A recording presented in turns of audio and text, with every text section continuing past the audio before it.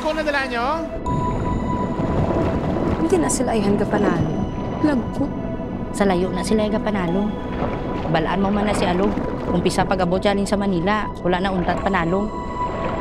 May balayran galit kami sa eskulahan.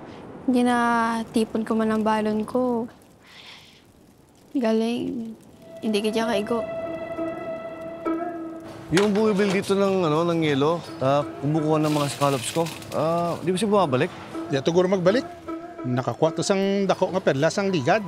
Nagmanggarano na gito siya. Base alin man to simo. Alam mo, nak, maghahanap tayo ng perlas sa mga scallops na to. Tapos hayaman tayo. Abi ko, wala ka gapata sa perlas.